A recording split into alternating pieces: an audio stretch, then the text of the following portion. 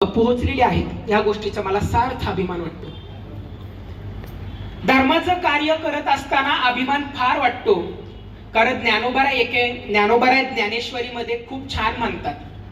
ज्ञानोबा ज्ञानेश्वरीमध्ये असं म्हणतात की एखाद्या बालकाने आपल्या वडिलांच्या पावलावर पाऊल ठेवून आपलं स्वतःचं जीवन घालवावं, स्वतःचं जीवन व्यतीत करावं, याला ज्ञानोबा धर्म म्हणतात. जे जे वडील करीती तया नाव धर्म ठेवीती, किती सुंदर आणि स्वच्छ ओवी ज्ञानोबा यांची आहे.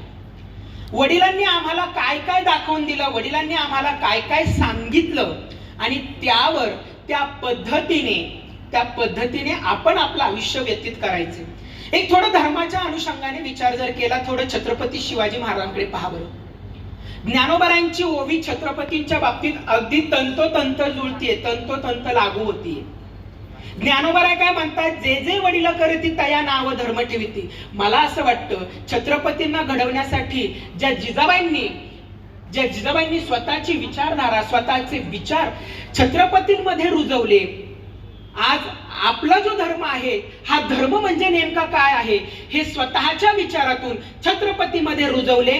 त्या जिजाबाईंच्याच बाबतीत किंवा छत्रपतींच्या बाबतीत ही ओवी अगदी तंतोतंत जुळती.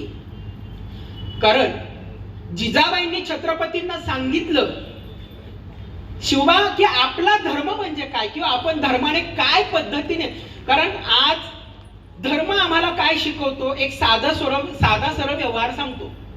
आम्ही लोकांशी चांगलं वागणं याला सुद्धा आम्ही धर्म म्हणतो. धर्माची साधी, आपल्या बुद्धीला झेपेल, आपल्या बुद्धीला पटेल इतकी सुंदर.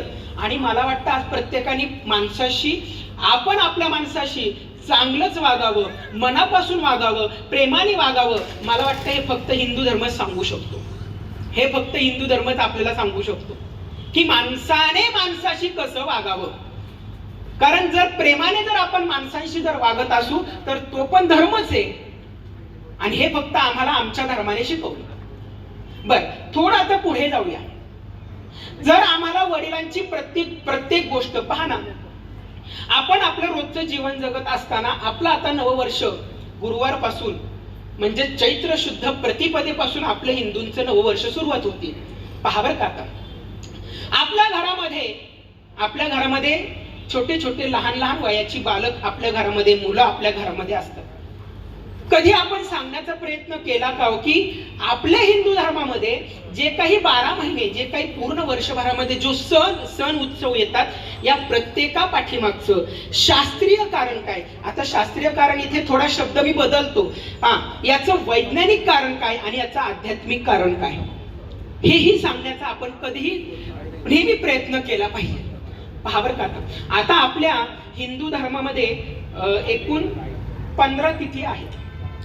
म्हणजे मी शिक्षक पण आहे बरं का, आणि मी माझ्या शाळेमध्ये संत ज्ञानेश्वरांचा हरिपाठ माझ्या शाळेमध्ये नियमितपणे होतो. शाळा 5:30 वाजता सुटते, 4:30 ते 5:30, आणि हा हरिपाठ नियमित चालू आहे.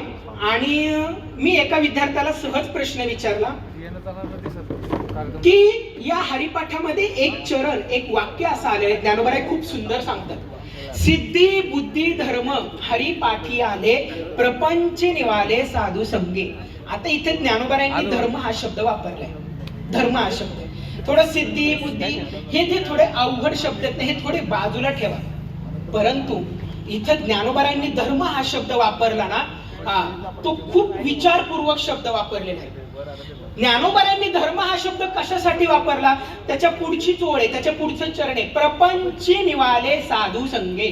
आता साधू आणि संगे म्हणजे साधू म्हणजे कोण हो, ज्यांचं अंतःकरण प्रेमपूर्वक अंतःकरण, ज्यांच्या अंतःकरणामध्ये कोणत्याही प्रकारचा स्वार्थ नसतो, कोणत्याही प्रकारचा वाईटपणा नसतो, त्याला इथे साधारणपणे साधू म्हटलं जातं. मग अशाच्या संगतीत जावं हा सुद्धा आमचा धर्म आहे. का तर संगतीच्या आपल्या आयुष्यावर खूप परिणाम होतात. आणि म्हणून ज्ञानोबांचा हरिपाठ घेत असताना त्या विद्यार्थ्याने मला सहज विचारलं, महाराज सर इथे धर्म हा शब्द वापरलाय का. तर कारण त्याला मी एवढं पूर्ण खोलात जाऊन सांगू शकलो नाही. का तर त्याच्या बुद्धीची पातळी तेवढी हवी ना, ते जड झेपण्याकरता त्याला फक्त एकच सांगितलं, बाळा आपल्या आयुष्यामध्ये आपण चांगल्या लोकांची, ज्यांचं अंतःकरण, ज्यांचं मन आपल्याबद्दल चांगले ना, अशाच्या संगतीत आपण नेहमी राहायचं बरं का. हे नेहमी लक्षात ठेव, नेहमी राहायचं असतं. आणि मग हा हरिपाठ घेत असताना मुलांना मी एक प्रश्न विचारला की बाळांनो, आपण सगळेजण आपण हिंदुस्थानामध्ये जन्माला आलेलो आहोत, आपण हिंदू धर्मामध्ये जन्माला आलेलो आहोत. आपल्या महिन्याच्या कॅलेंडर मध्ये 30 दिवसांच्या महिन्यामध्ये 15 तिथी असतात. त्याच्यामध्ये प्रथमा असेल, द्वितीय असेल, तृतीय, चतुर्थी, पंचमी, षष्ठी, सप्तमी, अष्टमी, नवमी, दशमी, एकादशी, द्वादशी, त्रयोदशी, चतुर्दशी या 14 तिथ्या. आणि पहिल्या 15व्या दिवसात येते ती पौर्णिमा आणि दुसऱ्या 15व्या दिवसात येते ती अमावस्या. आमचा धर्म आम्हाला काय सांगतो ते पहा. दर दिवशी आमच्या धर्माने आम्हाला 12 महिन्यांमध्ये आमच्या धर्माने आम्हाला चांगलं वागण्यासाठी आम्हाला चांगलं दिलेलं आहे. तुम्ही म्हणाल कसं काय महाराज? पहा ना, प्रथमा. आता या प्रथमालाच 2-3 शब्द आहेत बरं का, समानार्थी शब्द 2-3 शब्द आहेत. त्याच्यामध्ये प्रतिपदा, त्याच्यामध्ये वंदन, हा एक प्रथम या शब्दाला वापरलेला आहे. आपण दिवाळीमध्ये बलिप्रतिपदा करतो पहिला दिवस, धुलीवंदन पहिला दिवस, आणि आता परवाच्या दिवशी आपण जी करणार आहोत गुढीपाडवा, हा पहिला दिवस प्रतिपदा. आम्हाला प्रत्येक तिथी, आमचा धर्म आम्हाला प्रत्येक तिथीला चांगलं कसं वागायचं हे सांगतो बरं का. याच्यावर मी ह्या सगळ्या गोष्टी या या या या प्रश्नावर मांडतो. आमचा धर्म आम्हाला चांगलं कसं वागायचं हेच आम्हाला शिकवतो, आणि दुसऱ्याबद्दल चांगला कसा विचार करायचा हे सुद्धा आम्हाला धर्मच सांगतो. थोडं महाभारतात घेऊन जातो. ज्यावेळी पहा बरं का, आता ज्यावेळी भगवान परमात्मा म्हणजे श्रीकृष्ण भगवान परमात्मा कुरुक्षेत्रावर उभे आहेत, समोरासमोर कौरव आणि पांडव युद्ध करता उभे आहेत. आता अर्जुनाने नेमकं समोर आपल्या भावांनाच पाहिलं बरं का. भावांना पाहिल्यानंतर अर्जुनाच्या मनामध्ये प्रश्न निर्माण झाला की देवा, अरे समोर तर माझे भाऊ आहेत उभे, आणि मी त्यांच्याशीच कसं युद्ध करू? हा अर्जुनाला पडलेला पहिला प्रश्न बरं का. अर्जुनाला खूप सारे प्रश्न पडले आणि त्या प्रश्नाच्या अनुषंगानेच भगवद्गीतेचा जन्म झालाय. आणि ती भगवद्गीता आज आपण ज्ञानोबारायांच्या ज्ञानेश्वरीच्या माध्यमातून ती अनुभवतो, ती वाचतो.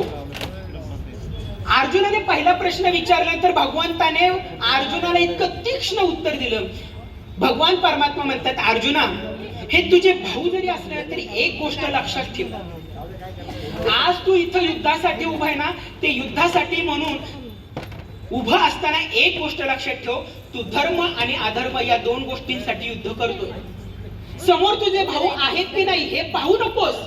आज तू धर्म आणि अधर्मासाठी युद्ध करतोय. आज तू चांगलं आणि वाईट याच्यासाठी युद्ध करतोय.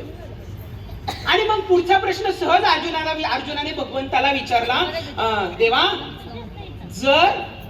जर मी चांगल्यासाठी वाईटासाठी या 2 गोष्टींसाठी जर इथं युद्ध असेल, धर्म आणि अधर्मासाठी जर युद्ध असेल, तर मग मला हा प्रश्न का पडला?